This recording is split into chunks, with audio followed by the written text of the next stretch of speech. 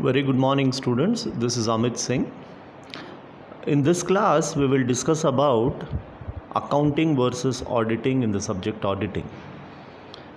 Now, when you talk about accountancy and you talk about auditing, both are related to each other, but there are certain differences which make them unique, which make them different.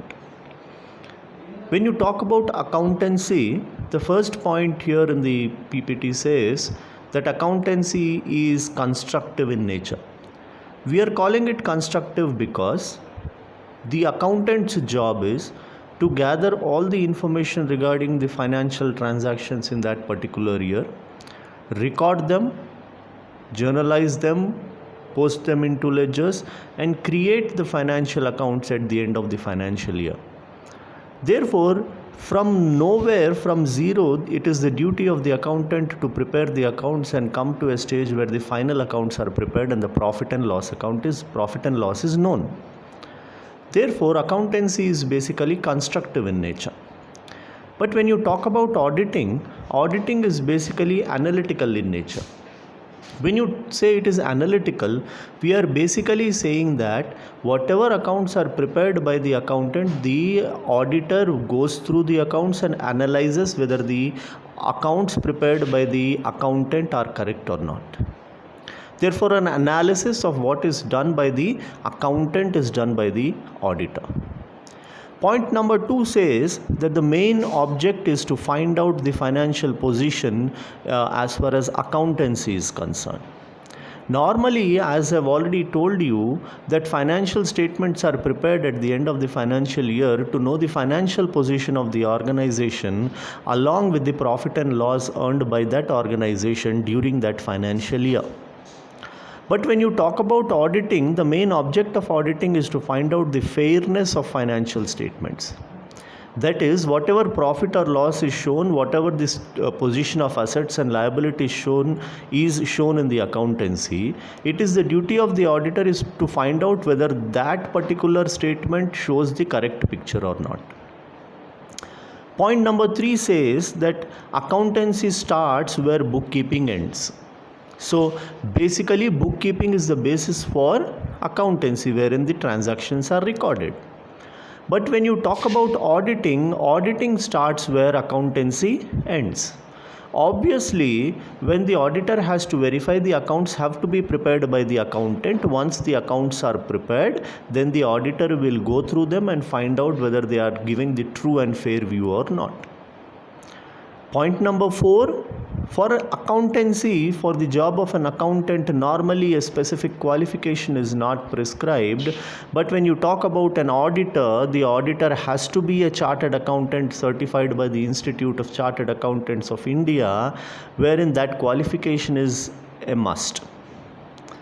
The last point says that the accountant need not submit any report. Normally, it is the duty of the accountant to prepare the financial statements, and that statements are shown to the auditor for verification. But an accountant does not prepare any report and does not present any report to anybody. Whereas when an auditor is appointed by the owners of the business, that is shareholders, it is the duty of the auditor to present the audit report to the shareholders or the owners, telling them what is the exact position of the business. So these are 4 or 5 points which are telling us about the differences between accountancy and auditing. In the examination, he may ask you a question like this: what is the meaning of auditing? Differentiate between accountancy and auditing. Therefore, meaning of accounting has to be given, meaning of auditing has to be given, and the differences have to be explained. Moving further, we will go through the differences between investigation and auditing. Now, when you talk about investigation is basically a activity done not regularly but occasionally to find out a particular fact. If you go through the definition of investigation, it is an inquiry conducted for establishing a specific fact or truth for a particular purpose. Sometimes what happens is when things go to the court, or when there is something wrong suspected in an organization, there might be an investigation ordered.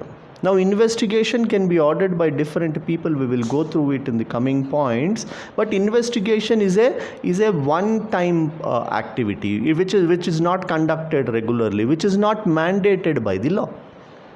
But when you talk about auditing, it is the process of inspecting the books of accounts of an entity and reporting it to that particular person who appointed the auditor. Therefore, auditing is examination. Investigation is also an examination, but auditing is an examination done regularly, which is a part of the law, and it has to be continuously done every financial year. But when you talk about investigation, it is also an inquiry into a particular matter, but it is ordered specifically. It is not a regular process. It is not mandated by the law throughout every financial year, that is. The second point says investigation is critical and in-depth examination. When we say in-depth examination, we are basically talking about detailed investigation wherein all materials and facts will be looked into. But when you talk about auditing, it is a general examination. Now, when we say general examination, we are basically talking about an examination wherein it is done regularly. Therefore, we are referring it to as general examination. So generally, what all the items examined are examined. It is normally the process followed by every auditor in the auditing of every company. But when you talk about investigation, specific instructions are given and only those points are analyzed in depth. Point number 3 says it is conducted as per requirement. Now, when you say as per requirement, it is done. For example, there is a doubt about the statements and about the affairs of an organization for a period of 4 months, for example. 4 months, what are all the transactions that have taken place during those 4 months might be investigated. But when you talk about auditing, it is conducted annually or continuously, wherein it is specified by the law. You can either conduct auditing throughout the year, which is a continuous audit, or you can do auditing once in a year, which is mandated by the law. The next point says the management or the shareholders or a third party can appoint investigator.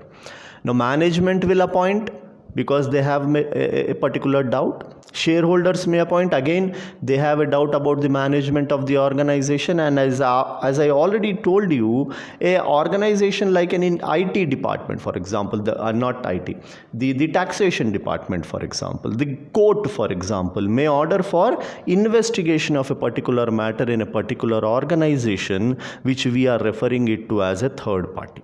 But when you talk about auditing is basically done wherein the owners of the business ask the auditor to go for auditing their accounts. Therefore, investigation is a one-time activity, may happen, may not happen, but whenever it happens because there is something to suspect. But when you talk about auditing, even if there is nothing to suspect, because it is required by the law, every year the accounts have to be audited and the report has to be presented by the auditor to the owners of the business. So these are the points which are telling us about investigation and auditing. Now, very quickly, we will also go through the next topic, which is called types of audit. Now, types of audit in depth, we will go through all the different types of auditing in the coming classes. But here in this particular slide, we will go through what are the different types of audit and on what basis have the audit been divided. The first basis on which the auditing is divided is on the basis of scope, which is called general audit and specific audit. Now, when you talk about general audit is done generally wherein all the accounts are verified, all the accounts are audited. But when you talk about specific audit, sometimes the auditing may be only for cost related matters. Therefore, you call it cost audit, wherein the audit is specific. Only cost related items are verified, audited, but other items are not audited. Therefore, auditing on the basis of scope can be general or specific. On the basis of nature of activity, auditing can be auditing of commercial organizations or non-commercial organizations. When we talk about commercial organizations, any organization which is involved in earning profits is a commercial organization. But when you talk about a non-commercial organization, a non-commercial a non-profit oriented organization, for example, a non-trading concern, comes under this particular type of audit. On the basis of form of organization, audit can be of private organizations or government organizations. Now, private organizations, when they go for auditing, it is a matter of choice for them. Whether they can go for auditing or not, it is their choice. The government does not make it compulsory for those people. But when you talk about government audit is done for the government departments and the government organizations, wherein there is a separate department. The Comptroller and Auditor General of India heads that particular audit department of the government, wherein all the government related audits are done by the CAG. Now, next classification is on the basis of who conducts the audit. One is external and the other is internal. When the audit is done by an external auditor appointed by the shareholders, it is called an external audit. But when the employee of the organization is conducting the auditing for the satisfaction of the management, then it is called internal audit. Then fifth one is on the basis of legal requirement. The first one is statutory and then it is non-statutory. Now, when you talk about statutory audit, it is mandated by the law. As per the law, you have to go for auditing. There is no other choice. But when you talk about non-statutory, sometimes for few organizations like a sole trader, there is no legal requirement to go for auditing. But still that organization goes for auditing for their self-satisfaction, to find out what is their profit loss and to ensure that the business is being run properly. And the last classification is on the basis of method of examination, which is continuous or periodic. Now, sometimes what few companies feel is, because they don't want to have an audit conducted like a post-mortem where the financial year is over and then they find out what are the mistakes or frauds, they prefer to have an audit which is continuous in nature, wherein the external auditor visits the organization continuously and the auditing goes on continuously. That is possible in small organizations. But when you are a big organization where everyday audit may not be possible, in such cases, periodic or annual audit are conducted, wherein auditing is done once in a year, annually, wherein it is one time activity of a particular year. It does not happen regularly. Now, these are the 6 bases on which the auditing may be classified. Now, they are overlapping. We will discuss how they are overlapping. We will discuss about the merits and demerits of each and every type of auditing, so that we get a clear idea about the types of audit. So this class, we have gone through the differences between accountancy and auditing, investigation and auditing, and we have seen an overview about the different types of audit. I hope I was clear. Thank you.